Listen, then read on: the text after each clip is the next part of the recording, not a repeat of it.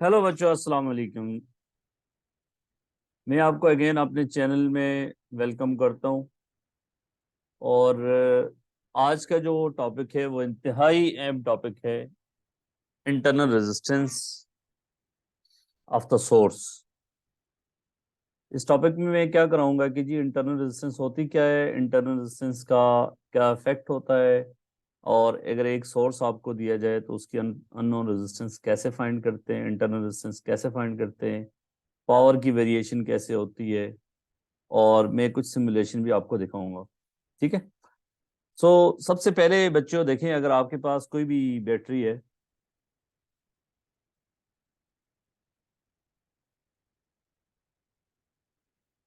Internal resistance internal resistance basically source की होती है, और ये पावर को लॉस्ट करती है जब वोल्टेज को लॉस्ट करवाती है जब इसमें से किसी भी सोर्स से करंट ड्रॉ किया जाए।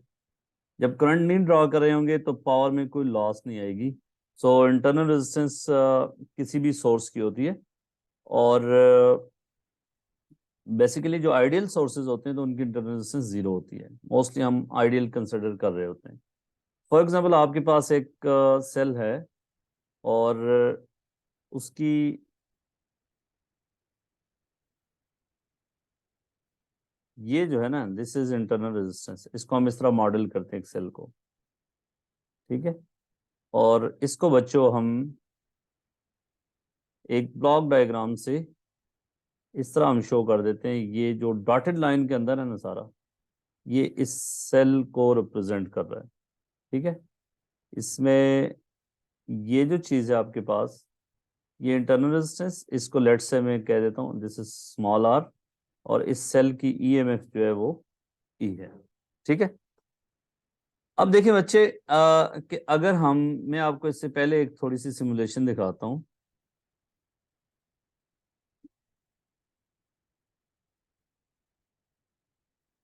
कि फॉर एग्जांपल आपके पास ये देखें बच्चों, मैंने एक,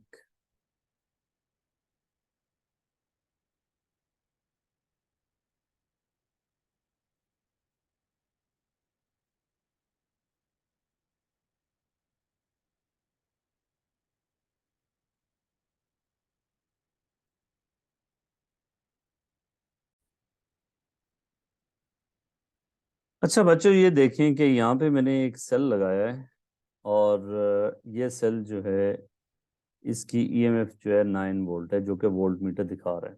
ठीक है। देखें इस तरह कर दिया तो कोई वोल्टेज नहीं दिख रही है, और यहाँ पे इसको कनेक्ट कर दिया तो 9 वोल्ट आपके सामने नजर आ रहा है आपको।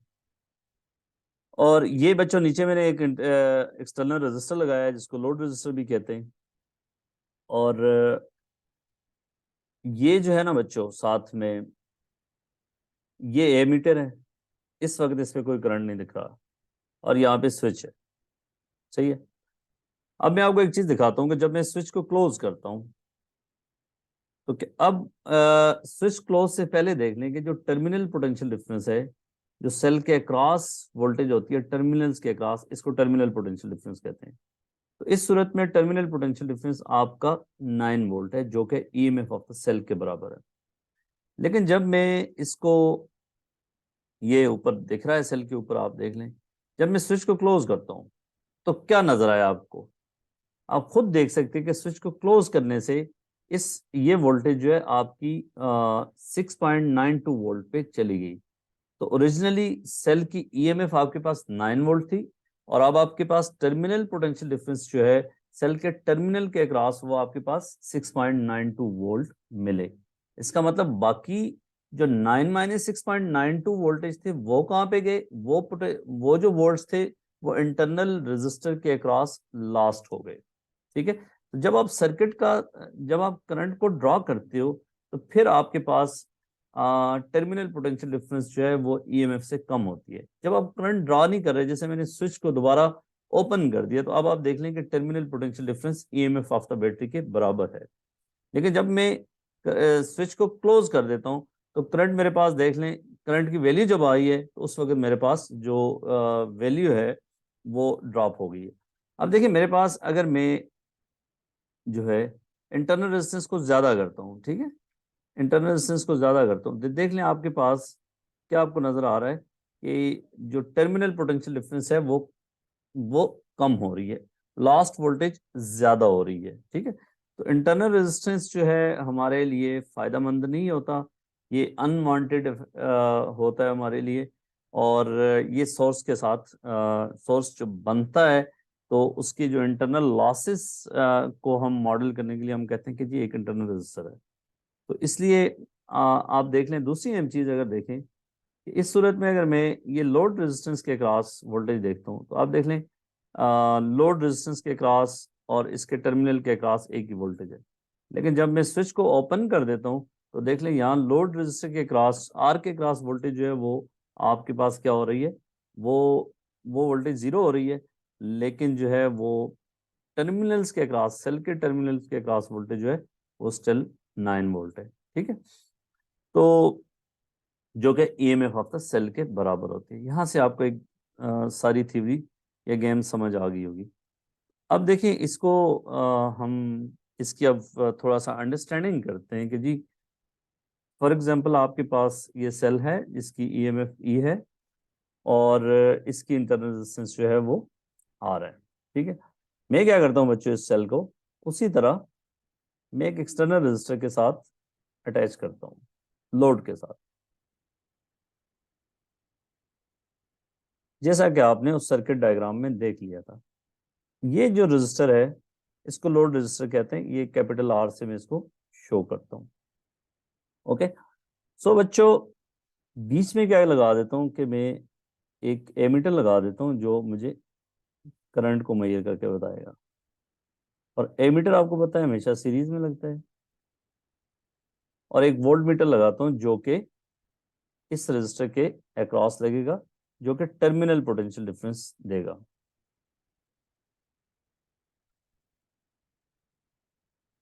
This volt meter will give me terminal potential difference.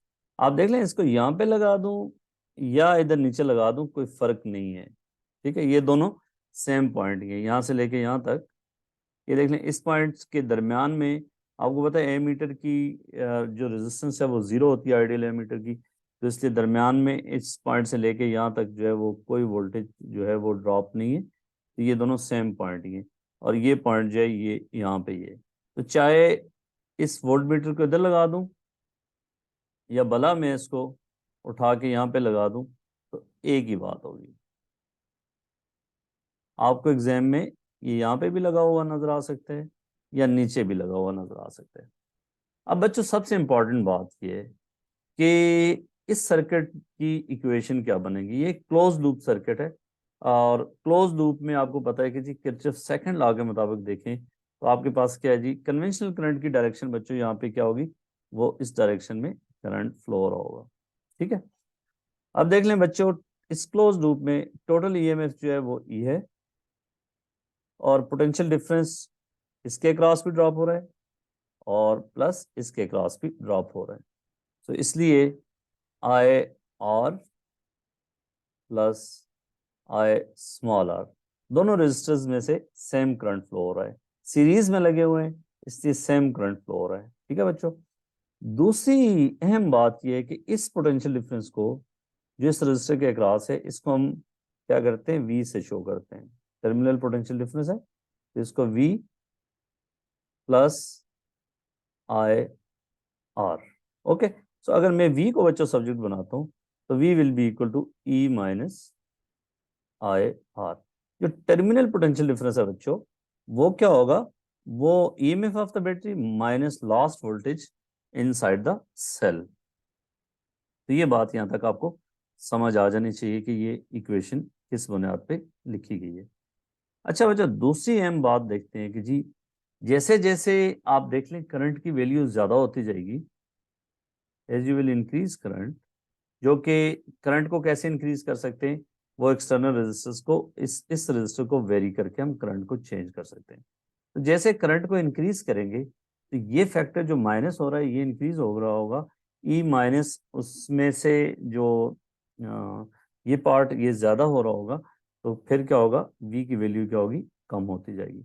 तो टर्मिनल पोटेंशियल डिफरेंस कम होता जाएगा अगर आप करंट को क्या करते जाएंगे, इंक्रीज करेंगे।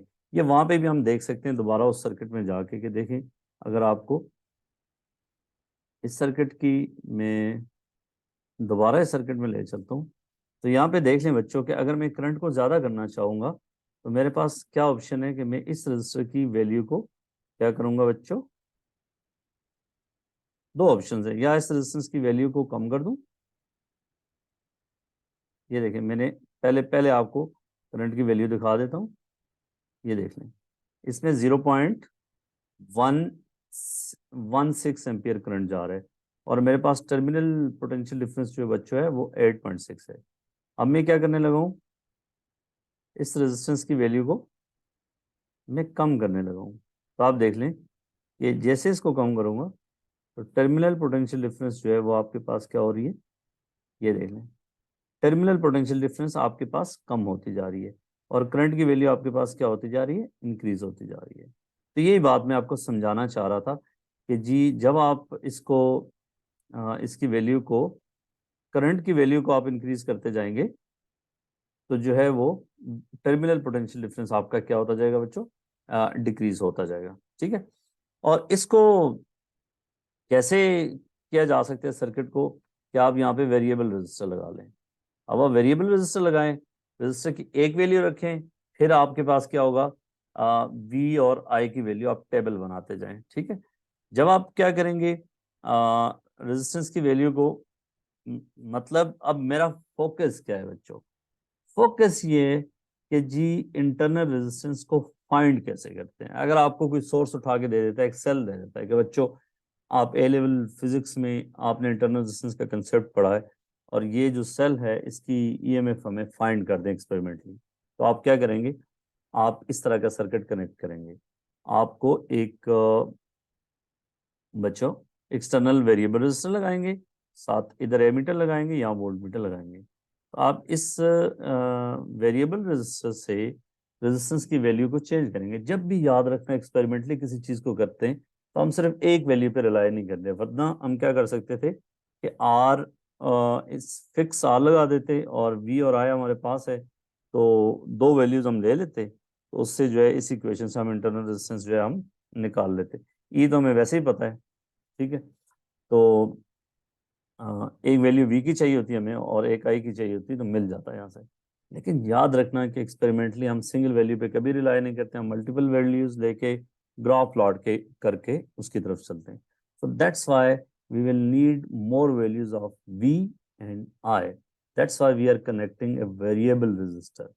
सो हमारे पास टेबल क्या होगा बच्चों, वेरिएबल रेजिस्टर की वैल्यू आप चेंज करते जाएंगे और आपके पास करंट की वैल्यू आते जाएंगी बच्चों, और साथ में different values of potential difference आता जाएगा, टर्मिनल पोटेंशियल डिफरेंस। जब आप ये काम कर लेंगे उसके बाद आप जब आप इसको प्लॉट करेंगे, अब देख लें इस इक्वेशन को अगर आप गौर करें, V और I का ग्राफ बनाएंगे, I अलॉन्ग एक्स एक्सिस होगा, V अलॉन्ग क्या होगा, Y एक्सिस।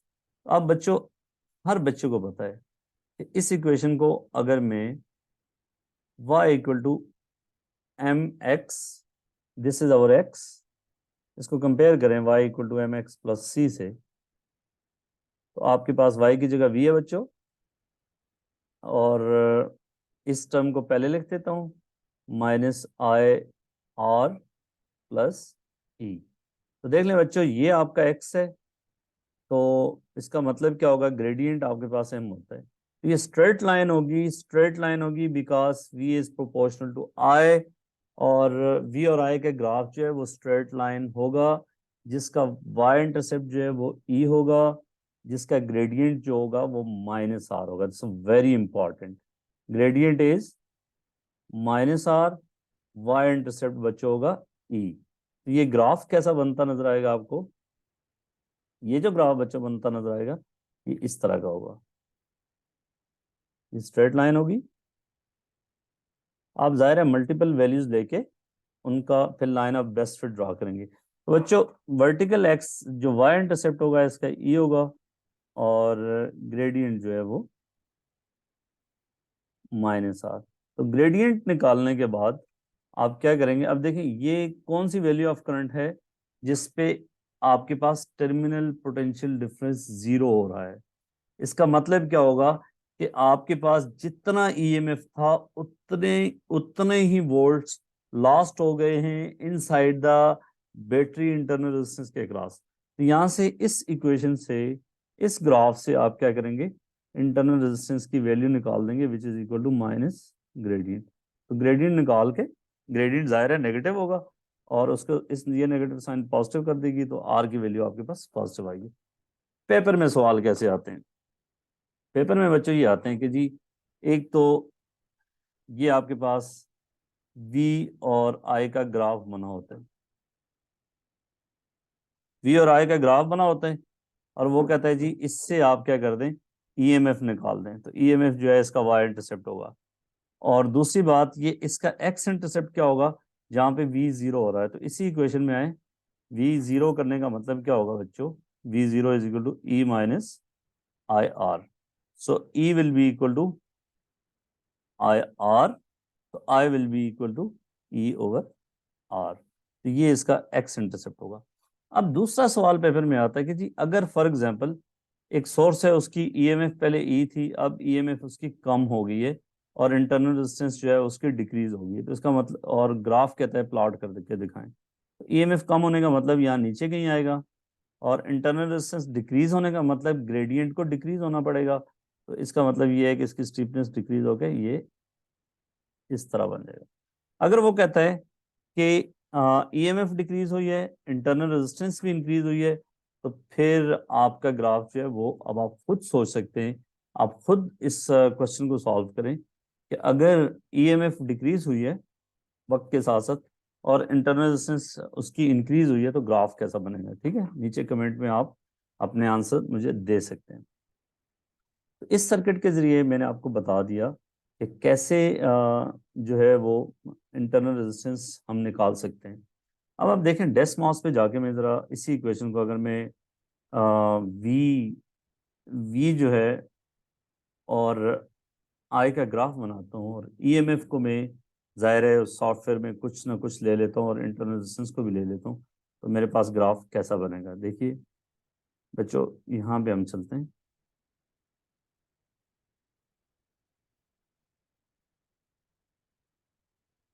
देखो बच्चों, अगर मैं, this is graphic calculator Desmos,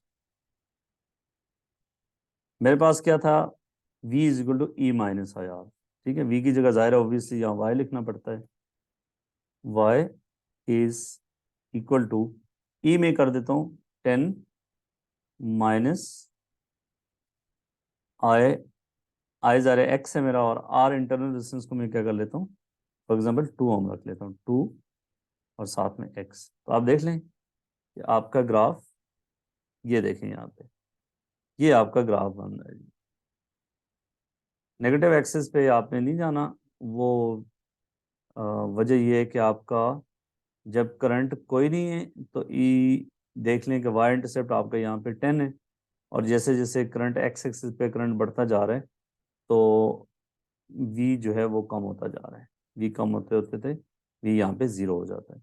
ये जो अगला पार्ट है ना ग्राफ का यहाँ से नीचे, ये सिर्फ सॉफ्टवेयर ने दिखाया है, वो भी अगर रेंज को आप फिक्स कर देंगे तो ये ग्राफ आपको यहाँ से नीचे वाला पार्ट नहीं दिखना चाहिए। ठीक है, ये पार्ट आपको नहीं दिखना चाहिए और ये पार्ट भी। तो अब मैं क्या करता हूँ कि एक नए में इंटरनल रेजिस्टेंस को मैं इंक्रीज कर देता हूँ, y equal to E M F, let suppose मैं उसको ईएमएफ को कम कर देता हूँ, 8 कर देता हूँ, माइनस इंटरनल रेजिस्टेंस को मैं ज़्यादा कर देता हूँ और 3x। तो देख लें इस ग्राफ में क्या फ़र्क पड़ा, ई एम यहाँ से पहले यहाँ पे था अब नीचे आ गया, E M F Y intercept नीचे और ग्रेडियंट भी इसके मुकाबले में ज़्यादा हो गया।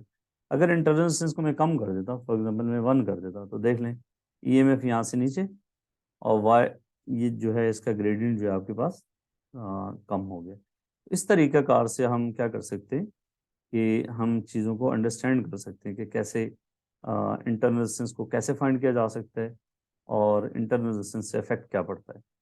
अब बच्चों दूसरी बात हम बात करेंगे, इट्स वेरी इंपॉर्टेंट, कि जी पावर का जो, अगर लोड के ग्राफ हम पावर देखना चाहें तो उसकी पावर डेसिपेटेड अक्रॉस आर है तो उसका क्या फॉर्मूला होगा? पावर का फॉर्मूला बच्चों होता है power is equal to I square R. Different formulas होते हैं, V I, B square over R और आई स्क्वेयर आर। जाहिर है इस रजिस्टर लोड के क्लास देखना चाह रहा हूं तो ये आर इसलिए मैंने लिखा। आई क्या होगा बच्चों? इस पूरे सर्किट का जो करंट है वो आपको पता है कि total EMF over total resistance which is R plus small R. अक्सर बच्चे ना इस सिमेट्री को देखते हुए इन ऊपर नीचे समझ लेते हैं और वो कहते हैं कि ये रेजिस्टर जो है पैरेलल में। नो भाई, इन रेजिस्टर में से सेम करंट आपका फ्लो हो रहा है, सीरीज में लगे हुए हैं, ये याद रखिए। ये नहीं है कि आप इसको पैरेलल समझ लें, तो इसलिए सीरीज में रेजिस्टेंस क्या होती है? ऐड होती है।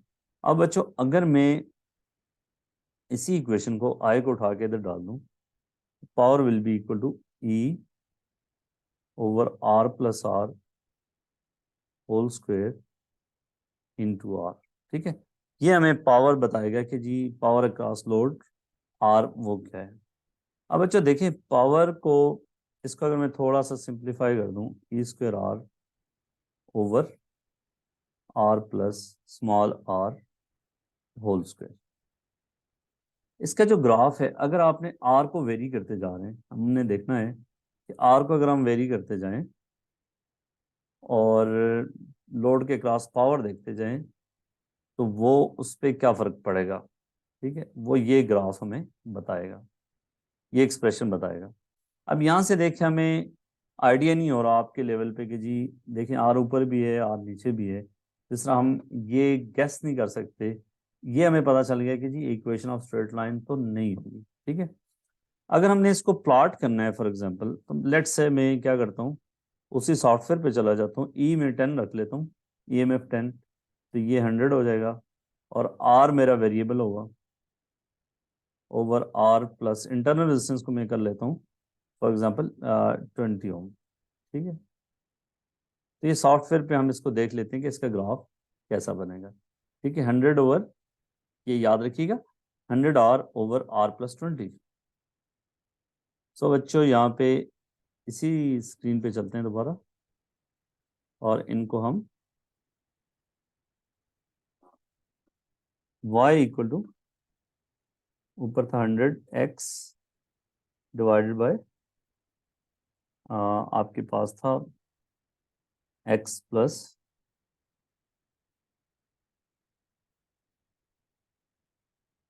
शिफ्ट प्लस 20 और इसके ऊपर बच्चों होल स्क्वायर डालना है।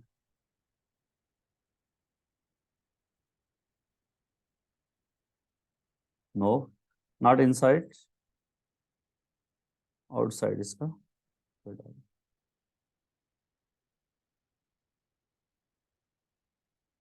ये देख लें बच्चों, अब देखिए इसका ग्राफ अगर आप देखें इसको थोड़ा सा वर्टिकल एक्सिस पे,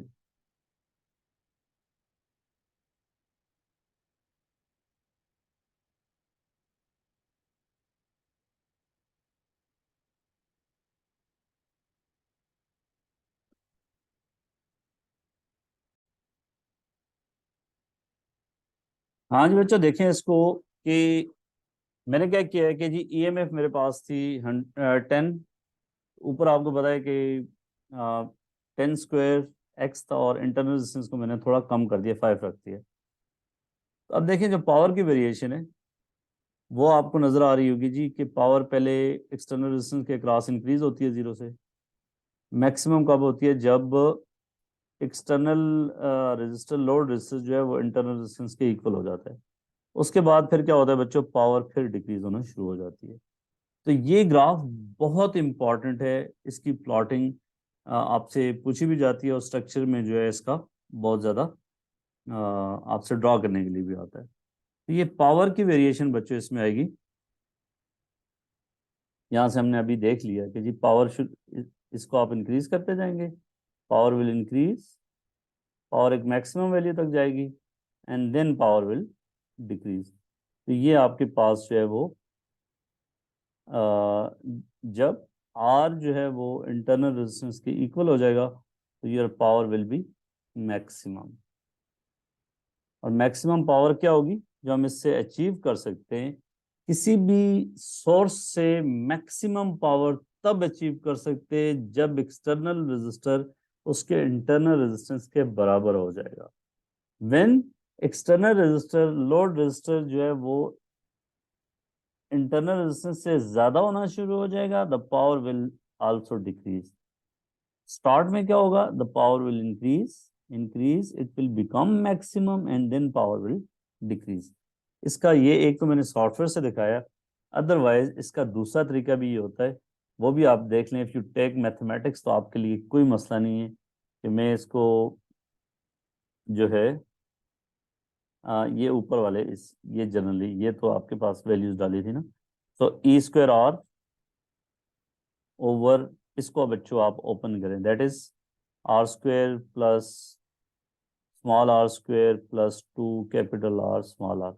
अब ओपन करने की एक वजह है, देन आपने E square R divided by R square plus small r square, एक टर्म मैं खुद से ऐड कर रहा हूँ 2r स्मॉल आर, थोड़ी देर बाद इसकी लॉजिक आपको पता चल जाएगी।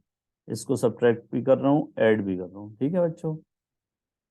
अब क्या होगा, यू नो बेटर कि ये जो तीनों हैं ये मिलके क्या होगा, that is A square plus B square minus 2ab, so it will become, power will be E square R over R minus small are whole square plus 4r R. ऐसा करने से मुझे क्या फायदा हुआ, अब देख लें, ये जो टर्म है ये कंप्लीटेड स्क्वायर में आ गई। इसका मतलब इस टर्म की मिनिमम वैल्यू क्या होगी, वो जीरो होगी। Minimum value of this term will be zero, और ये कब होगी, when r is equal to small r। बाकी इसकी वैल्यूज जो है कंप्लीटेड स्क्वायर की वजह से इसकी all values will be greater than zero. इसका मतलब पावर मैक्सिमम कब होगी, जब डिनोमिनेटर जो है आपका मिनिमम होगा और ये चीज जीरो होगी, at r is equal to small r। ठीक है, तो जैसे जैसे आप r की वैल्यू को इंक्रीज करते जाओगे, इंटरनल रेजिस्टेंस से आगे चले जाओगे फिर भी डिक्रीज होगी, और उससे पहले भी हो फिर पावर इंक्रीज होगी। So the power will be maximum when external resistance will be equal to internal resistance. अच्छा, वो मैक्सिमम पावर होगी क्या, that will be equal to, अगर पूछ ले कि मैक्सिमम पावर क्या होगी, तो that is equal to E square R over, ये टर्म तो आपकी जीरो हो गई, 4r स्मॉल r, तो ये कट गया, so that is equal to e square divided by 4r।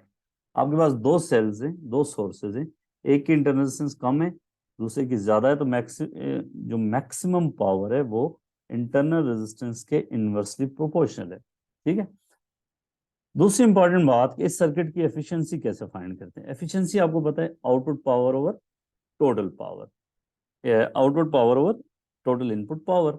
और एफिशिएंसी आप देखने के लिए हमें जो मिल रही है पावर लोड के क्रॉस, वो हमारे लिए आउटपुट पावर होगी। जो पावर इस रजिस्टर के क्रॉस, लोड के क्रॉस मिल रही है, that is output power for us. और जो पावर यहाँ पे टोटल बैटरी आपको दे रही है, वो आपके पास इनपुट पावर होगी, और यहाँ जो इसके क्रॉस लॉस्ट हो रहे हैं वो लॉस्ट पावर होगी। तो पावर को हम देखने के लिए, एफिशिएंसी को देखने के लिए, एफिशिएंसी आपको पता है जी, output power over input power होती है। ठीक है, मल्टीप्लाई बाई 100 आप कर लें, अगर परसेंटेज में देखें। आउटपुट पावर बच्चों होगी जो इसके क्रॉस है, रजिस्टर के क्रॉस, और इसका फार्मूला होगा I square into R over input power, या बैटरी की पावर जो होती है वो ई इंटू आई होती है। ठीक है, वी आई फार्मूला लगा दिया, ई इज द ईएमएफ और I is the total current जो बैटरी दे रही है। ये से कैंसिल हो गया बच्चों, multiply by 100, so I into R divided by E. ठीक है, अच्छा जी, अब आई की वैल्यू डाल देते हैं। आई की वैल्यू क्या होगी, E over R plus small R, ये आई की वैल्यू है। मल्टीप्लाई बाई ई अपनी जगह पे, आर अपनी जगह पे, ये ई इससे कैंसिल हो गया। सो जो एफिशिएंसी आपके पास थी वो R over R plus r होगी। This is efficiency. अब देख लें फ्रैक्शन में अगर उसको 100 से मल्टीप्लाई कर देंगे तो परसेंटेज में, जब आपके पास आर नहीं है, इंटरनल रेजिस्टेंस 0 है, तो फिर एफिशिएंसी क्या होगी बच्चों, आर ओवर आर कट जाएंगे तो 100% हो जाएगी। ठीक है। जब आर की वैल्यू इंक्रीज होगी तो एफिशिएंसी आपकी क्या होगी बच्चों, डिक्रीज होती जाएगी। ठीक है। तो एफिशिएंसी को मैक्सिमम करने का एक ही तरीका है कि internal resistance should be least. ठीक है। जैसे जैसे इंटरनल रेजिस्टेंस बढ़ती जाएगी एफिशिएंसी आपकी डिक्रीज होती जाएगी। तो मुझे उम्मीद है आपको इस पूरी डिस्कशन से फायदा हुआ होगा, आपको समझ आई होगी कि जी इंटरनल रेजिस्टेंस क्या बला है, और कब बैटरी के अंदर वोल्ट्स लॉस्ट होते हैं, और टर्मिनल पोटेंशियल डिफरेंस और ईएमएफ में फ़र्क क्या है, और उसका ग्राफ कैसा बनता है, पावर की वेरिएशन कैसे होती है, और मैंने आपको एक सर्किट सिमुलेशन से भी दिखा दिया। ठीक है। फिर भी अगर किसी को कोई मसला हो तो आप नीचे वीडियो के कमेंट में जाके आप क्वेश्चन अपना पोस्ट कर सकते हैं, और मैं आपके क्वेश्चन का फौरन से रिप्लाई करूंगा। Thank you so much.